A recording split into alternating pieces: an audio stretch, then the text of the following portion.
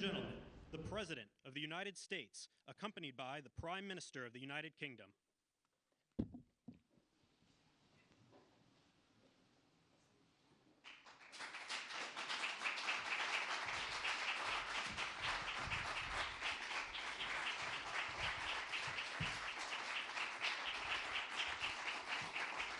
Thank you very much.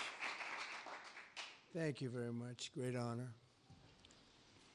Today it's my privilege to welcome the Prime Minister of a very special place, the United Kingdom, to the White House. Prime Minister Starmer, you've been terrific in our discussions. You're a very tough negotiator, however. I'm not sure I like that, but that's okay. Very, very special person. The Prime Minister and I have gotten off to an outstanding start. The U.S. and U.K. have a special relationship, very special, really like no other, passed down through the centuries, and we're going to keep it that way. We're going to keep it very strong as it is.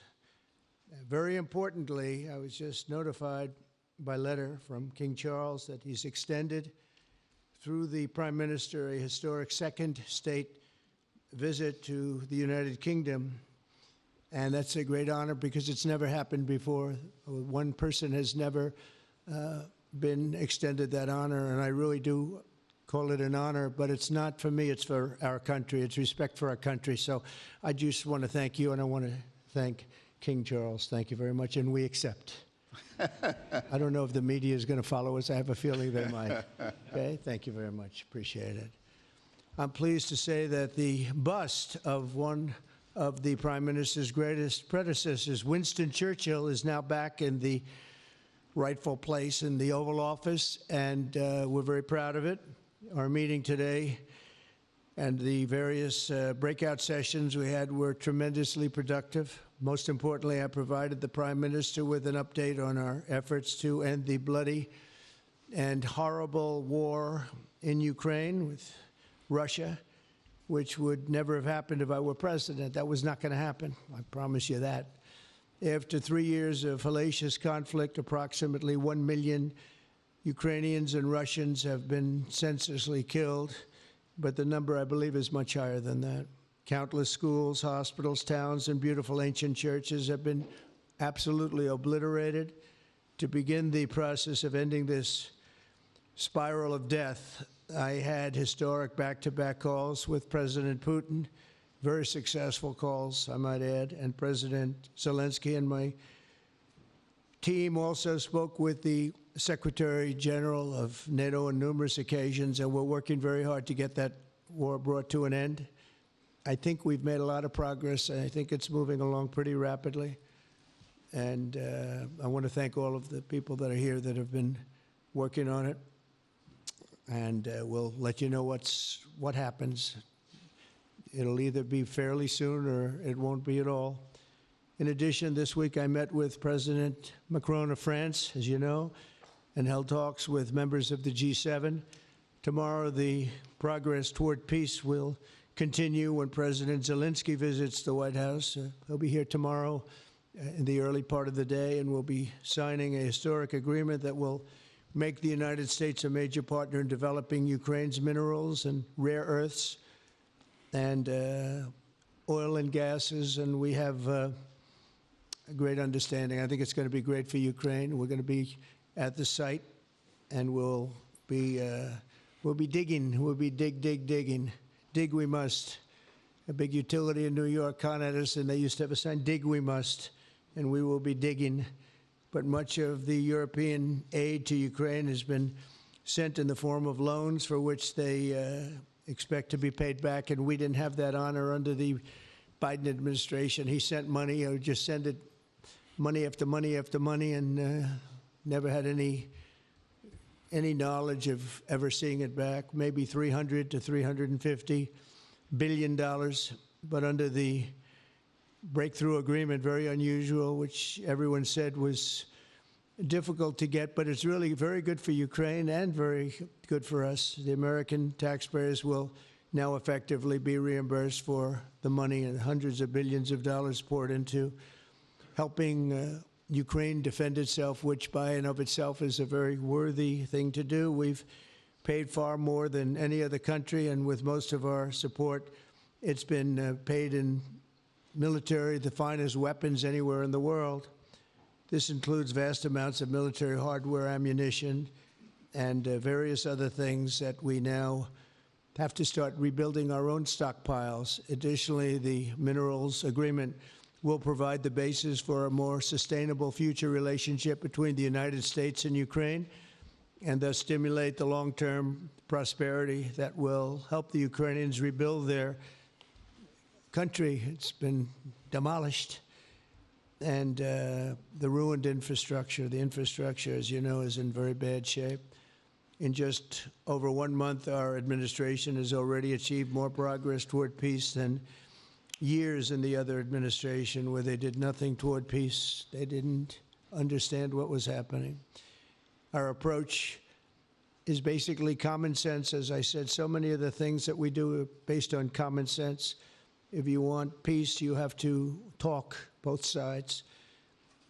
As I discussed with Prime Minister Starmer, the next step we're making is toward a very achievable ceasefire. We hope that that can happen quickly, because thousands of young people, in this case, we're not talking about Americans, we're talking about Ukrainians and Russians are being killed every week, thousands.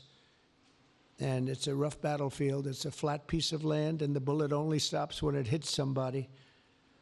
And this week, I saw the reports, and it's I don't even want to say what they are, but thousands of people, young, vibrant people died. And we want to stop that. Senseless. Should have never happened. This will lay the groundwork for a long-term peace agreement that will return stability to Eastern Europe and hopefully ensure that such a terrible war will never happen on European soil, or for that matter, anywhere again. It's a horrible thing that's going on. The disaster in Ukraine shows exactly why it's so important for the United Kingdom and other NATO partners to make large investments in their defense capabilities. In many cases, 4% or 5% of GDP would be appropriate. I know that they're raising it. I just read an article, a great article, about the work you're doing in the UK as to the military. You're raising it quite a bit, which is a great thing to do for your country. It's a great thing to do. It's sad that we need that, but probably need that. So congratulations on that. I know you got it through. After years of chronic underfunding, there's an urgent need to catch up for some countries. And I want to thank the Prime Minister once again for traveling here today. Working together, I believe that we'll once again demonstrate the power of our country's unique friendship. This is indeed a unique friendship. It's been many years, and I think it's only gotten stronger, and we will make sure that it stays that way. We're going to have a great trade agreement. One way or the other, we're going to end up with a very good trade agreement for both countries, and we're working on that as we speak. I think we'll have the confines. I think we'll have something maybe even in terms of possibilities agreed to very shortly. JD's working on it, Vice President, and Scott, and I'm just looking at this all from Mike. You're going to work on it. Everyone's going to work on it. We'll see if we can do something pretty quickly, but we're going to make some great trade agreements with the UK and with the Prime Minister, and it'll happen very quickly. So I just want to thank you again, and please thank King Charles for the invite, and I look forward to you giving our acceptance on behalf of the United States of America. Thank you very much, sir.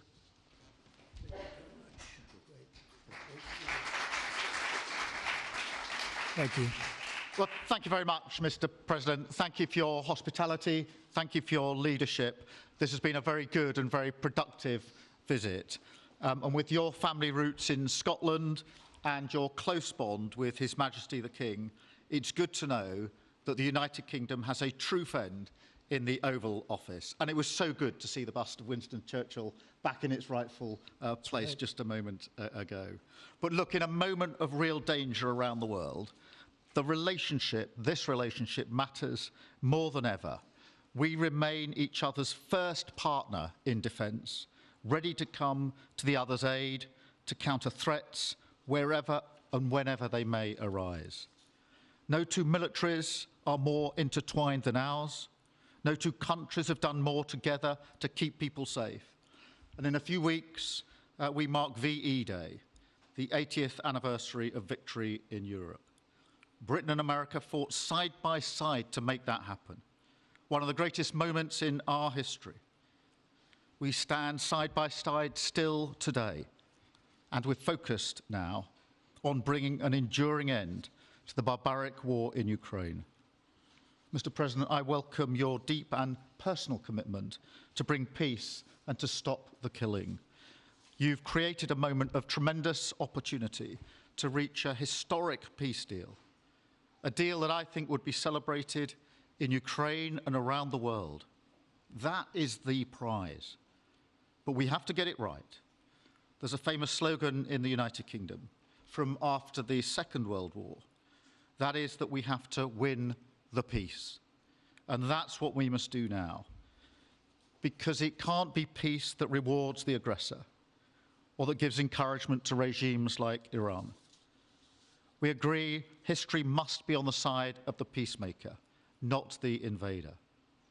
So the stakes, they couldn't be higher. And we're determined to work together to deliver a good deal. We've discussed a plan today to reach a peace that is tough and fair, that Ukraine will help shape, that's backed by strength, to stop Putin coming back for more. Now, I'm working closely with other European leaders on this, and I'm clear that the UK is ready to put boots on the ground and planes in the air to support a deal, working together with our allies, because that is the only way that peace will last. Mr. President, in this new era, you're also right that Europe must step up. And let me tell you now, I see the growing threats we face, and so the UK is all in. This year we'll be giving more military aid to Ukraine than ever, and just this week I've set out how we're shouldering more of the security burden. We're already one of the biggest spenders in NATO, and now we're going much further, delivering Britain's biggest sustained increase in defence spending since the Cold War. This isn't just talk, it's action, rebalancing the transatlantic alliance, making us all stronger, and standing up for our shared values and shared security, as Britain always has. Mr. President, it's no secret we're from different political traditions, but there's a lot that we have in common. We believe it's not taking part that counts. What counts is winning. If you don't win, you don't deliver. And we're determined to deliver for the working people of Britain and America, who want and deserve to see their lives improve. So we're both in a hurry to get things done, and that's what the UK and US do when we work together. We win and we get things done. So we'll do what it takes to keep our people safe. We'll also work together to deliver some big economic wins that can benefit us both.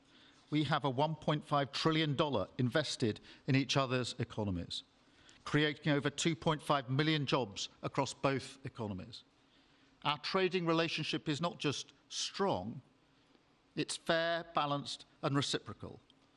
We're leaders together in so many areas, ranked 1 and 2 in the world as investment destinations, 1 and 2 for universities, 1 and 2 for Nobel Prizes, 1 and 2 in golf as well, by the way, and we're the only 2 Western countries with trillion-dollar tech sectors, leaders in AI. And look, we take a similar approach on this issue. Instead of over-regulating these new technologies, we're seizing the opportunities that they offer. So we've decided today to go further, to begin work on a new economic deal with advanced technology at its core. Look, our 2 nations together shaped the great technological innovations of the last century. We have a chance now to do the same for the 21st century. I mean, artificial intelligence could cure cancer. That could be a moonshot for our age. And that's how we'll keep delivering for our people. There are so many opportunities. Keep our nation strong and fulfill the promise of greatness that has always defined this relationship. Finally, to underline the importance of this bond. It was my privilege and honour to bring a letter with me today from His Majesty the King, not only sending his best wishes, but also inviting the President and the First Lady to make a state visit to the United Kingdom, an unprecedented second state visit. This has never happened before. It's so incredible, it will be historic. And I'm delighted that I can go back to His Majesty the King and tell him that President Trump has accepted the invitation. So thank you. Our teams will now work together to set a date, and we look forward to welcome you in the United Kingdom. Thank you once again. Thank you very much. What a beautiful accent. I would have been president 20 years ago if I had that accent. Thank you very much. Okay, let's see here. Go ahead, please. Thank you, Mr. President. Earlier today, you told me that you believe that foreign countries pay tariffs, but Americans who are concerned about higher prices believe, as most people do, that they're paid by consumers and importers when they import things into this country. Can you explain how you came to this belief that foreign governments are paying tariffs? And for the Prime Minister, did you discuss with President Trump his repeated statements of desire to annex Canada? And has the King expressed any concern over the President's apparent desire to remove one of his realms from his control? So I'll go ahead. The first part, the tariffs are necessary because we've been treated very unfairly by many, many countries, including our friends, friend and foe. But we've been treated very unfairly in trade at levels that nobody's really ever seen before, and especially under the Biden administration, they really took advantage of the United States. I put massive tariffs on China during my 4 years. We had the best economy in the history of our country. Probably the best economy, maybe the best economy in the history of the world. And I used tariffs to even things up. And in particular with China, we took in hundreds of billions of dollars and we had no inflation. And it's a myth. It's a myth that's put out there by foreign countries that really don't like paying tariffs, and especially to even up. So we've been treated badly by a lot. We're using tariffs. And I find, and you just have to look at the numbers, but I find that it's not about inflation, it's about fairness, and the inflation for us has not existed, and I don't think it's going to exist. We're going to bring our car industry back, we're going to bring our chips back, we're going to bring so many things back to our country, including pharmaceuticals and drugs, and the thing that's going to get us there is tariffs. And I say often, it's my favorite word in the dictionary, but I always preface that by saying now, because I got into a lot of trouble with the fake news where they say that's not good, so I say God, love, family, wife, they're all my favorite words, but tariff is about number 4 or 5 on the list. But I will tell you, it's going to make our country rich, and it's going to stop us from being a laughingstock all over the world, because we have been taken advantage of like no country has ever been taken advantage of. Thank you very much. And look, we had a really good discussion, a productive discussion, a good discussion, as a result of which our teams are now going to be working together on an economic deal. Our teams are going to be working together on security in Ukraine. You mentioned Canada. I think you're trying to find a divide between us that doesn't exist. We're the closest of nations, and we had very good discussions today, but we didn't discuss Canada. Thank you. Please. Go ahead. Go ahead. Yes. Thank you. Hi, Natasha Clark from LBC. Mr. President, you've said you're working on a new trade deal with Britain, which we of course welcome. President Obama once said Britain was at the back of the queue for that trade deal. Where are we now? When do you think we're going to see that? And Prime Minister, the BBC has today admitted serious flaws over the recent Gaza coverage, suggestions of payments made to people linked to Hamas. Does the BBC still have your trust? Thank you.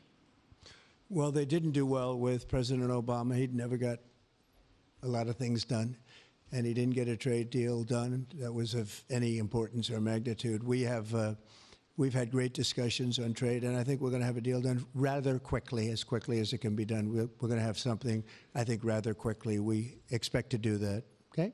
Please. On the BBC, look, I've been concerned about the programme in question. The Secretary of State had a meeting with the BBC. I think it was yesterday, it could have been the day before. Thank you. Jeff, go ahead. Thank you, sir. Pardon me. Mr. President, do you support Article 5 of the NATO treaty? And are you concerned that it might be triggered if European peacekeeping forces end up in Ukraine? I support it. I don't think we're going to have any reason for it. I think we're going to have a very successful peace, and I think it's going to be a long-lasting peace. And I think it's going to happen hopefully quickly. If it doesn't happen quickly, it may not happen at all. And we want it for two reasons. Number one, I want to see on a humane basis, I want to see soldiers stop getting shot, because largely it's soldiers now. Towns have been obliterated, but it's largely that. And I don't want to pay billions and billions and billions of dollars, nor does the Prime Minister or anybody else, on a senseless war that should have never happened. And we're going to get it taken care of. But I think it's going to be a peace that's going to be long-lasting. Do you have a question for the Prime Minister? Thank you. Mr. Prime Minister, you were asking the President today about a backstop for Europe if the peacekeeping force ends up in Ukraine. Did you feel like you got a satisfying answer for yourself and for Europe? And Mr. President, if you want to comment on that as well, please do. I felt we had a very productive discussion. Obviously, as the President says, the deal has to come first. But yes, our teams are going to be talking about how we make sure that deal sticks, is lasting and enforced. So our teams will be talking about that. Okay. Please, Blue. Mr. President, some experts think it could take more than a decade to mine the precious minerals from Ukraine. How much should the U.S. expect to receive, and when do you expect to see that come to fruition? Well, we're never going to know that answer, but by our being in Ukraine and doing the exploration and also the digging and taking the rare earth, which we need in our country very badly, we'll be doing a substantial amount of work, probably about at least what we have in there, and we hope to be able to do that. You never know when it comes to that. You know, you dig and maybe things aren't there like you think they're there, but we'll be spending a lot of time there. It'll be great for Ukraine. It's like a huge economic development project, so it'll be good for both countries. Okay? Please. Prime Minister, excuse me, Prime Minister, you've talked about putting British soldiers' boots on the ground in Ukraine in the event that President Trump succeeds with his peace deal. But can you do that without a firm assurance that America will have our back in the form of some kind of security guarantee were Putin to breach that agreement? And Mr. President, tomorrow you're seeing President Zelensky to sign this deal on minerals and energy that could be hugely important to the United States. Will you take the opportunity to apologize to him for calling him a dictator while praising Vladimir Putin, who is a dictator? Well, Robert, let me start by saying I've been really clear today and previously that I think that European countries, including the United Kingdom, need to step up in our own defence and security. We've been doing that in recent days. You saw the announcement we made on spending just the other day. In addition to that, I've made it clear that the United Kingdom will play its full part in ensuring that if there's a deal, and we hope there is a deal in Ukraine, that is a lasting deal that sticks. And we're obviously working with other European countries on that, France and NATO in particular. But I think I'm hosting 18 countries on Sunday to further our discussions. You heard from the President this morning that, you know, as historically has always been the case, we have each other's backs. And today we've been talking about the deal, how that will be a lasting deal. And coming out of this, our teams will now be talking in detail about that. And I think we're going to have a very good meeting tomorrow, 11 o'clock. and I think we're going to have a very good meeting tomorrow morning. We're going to get along really well, okay? We have a lot of respect. I have a lot of respect for him. We've given them a lot of equipment and a lot of money, but they have fought very bravely, no matter how you figure it. They have really fought. Somebody has to use that equipment, and they have been very brave in that sense. Yeah, please, go ahead. The ceasefire deal is nearing an end this Saturday, and there's been some worry that phase 2 might never get there. Do you believe that phase 2 of the ceasefire in Gaza will come to fruition? And have you spoken to Netanyahu about it? And for the Prime Minister, this peacekeeping deal has been pushed forward by the UK and France as well. Have you been in discussions with any other European countries to join this initiative? And are you expecting Commonwealth countries to also join the effort? Thank you.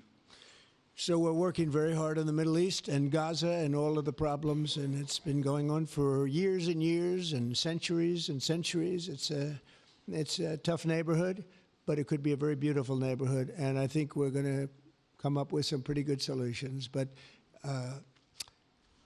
phase 1 is almost complete. We've had some people that have been very seriously injured, very seriously hurt, both physically and mentally. They've come out of there and some of them in very, very bad shape. It's shocking. Many young people aren't in bad shape. Young people are strong, healthy. They don't die. People have come out dead, young people and old people. It's a rough situation, but I think we're going to make it much better, and I think that we've had a huge impact on that since we've been in just the 4 weeks. I think we've had a huge impact on Gaza, the Middle East, and we have some pretty good talks going on concerning lots of other people that are going to make it better. So we'll see what happens. Nobody really knows, but we'll see what happens. But I think we've had a very positive impact. Prime Minister? Yeah, on the question of the European countries, yes, I've spoken to a number of countries, particularly in the last few weeks. We had a meeting in Paris last week. I've got a meeting on Sunday with 18 countries to further our discussions. Obviously, we've been talking quite intensely to our French colleagues and to NATO, but to other countries as well, because, as I say, I think it's important for European countries, including the United Kingdom, to step up and do more in the defence and security of Europe and our continent and the United Kingdom, and we'll do so. Well, we're talking to a number of other countries. Thank you. Yes, in the red, please. Pink red, flaming red. Is it me or her? Go ahead. Okay, thank you, Mr. President. A question on Ukraine. Number one is, if you're not considering the security guarantees, are you open to other forms of, for example, intelligence cooperation with Ukraine? And Mr. Prime Minister, President Trump has proposed a plan for Gaza. Does this fit into the two-state solution that the UK held for a long time? Do you see it fit into your general Middle Eastern strategy? Thank you so much. Yeah, thank you very much. We're open to many things, but before I even think about that, that's almost pleasant to think about because that would mean that peace has been arrived at. We have to arrive at that peace. And, you know, you went 3.5 years with an administration that never even really had a meeting. They didn't have a meeting on peace. And there was no prospect of peace. I think, frankly, Russia wanted to go through the whole long deal. I don't think they do anymore. I don't think they do. We had a very big impact on that whole situation. But I don't like talking about phase 2 until I get phase 1. Phase 1 is I have to make peace. And we have to get Russia to agree. We have to get Ukraine to agree. And I think we will, I think we've come a long way. I believe we're going to get it done. I wouldn't say that if I didn't think so. And I think it will be very important, very historic, and we're going to save a lot of lives. On the question of Gaza, the last few weeks of the ceasefire have been very impactful. And for me, there are 2 images that I remember more than any other. The first is Emily Damari, who is British, being reunited with her mother. You may remember she had her fingers missing after what she endured. That was an incredible moment. I'd spent a lot of time with her mother whilst she was held captive, and her mother went through absolute torture. The other image was thousands of Palestinians marching through rubble, trying to return to their communities and their homes. So we have to do everything we can to ensure that the ceasefire continues, so that more hostages can be returned, so that aid can be brought in that's desperately needed. We need to allow Palestinians to return and to rebuild their lives, and we must all support them in doing that. And yes, I believe that the two-state solution is ultimately the only way for a lasting peace in the region. And think of that, she came home with her fingers and part of her hand blown off. That's terrible. How bad does it get? And we had others that came home in much worse shape than that. Yeah. It's a terrible situation. Please, yes. Thank you. Mr. President, did our Prime Minister persuade you not to put tariffs on the UK? And if I may, Prime Minister, do you think that Vladimir Putin is a man who will keep his word? Thanks. He tried. He was working hard, I'll tell you that. He earned whatever the hell they pay him over there. But he tried. I think there's a very good chance that in the case of these two great friendly countries, I think we could very well end up with a real trade deal where the tariffs wouldn't be necessary. We'll see, but he earned whatever they pay him. He earned today. He was working hard at lunch, and I'm very receptive to it. I think in all fairness, in all seriousness, I think we have a very good chance at arriving at a very good deal. JD and Scott and Howard, all the people are working on it, and I think we have a good chance at arriving at a deal that could be terrific, really terrific for both countries. Okay? Thank you. On the second part of the question, I think my views on Putin are pretty well rehearsed and pretty well known. My concern is that if there's a deal, and I hope there is a deal, that it must be a lasting deal, that it's not a temporary measure. And that is why I think it's really important that Putin knows that this deal, a historic deal, which I very much hope comes about, is there, and it's a lasting deal. And that we're able to deal with any inclination he has to go again or go further. I think we'll have two deals. I think we'll have a deal on ending the war, and I think we're going to end up with a great trade deal with you. And it's an honor to be with you, and I want to thank everybody very much. Thank you very much. Thank you. Thank you very much. Thank you.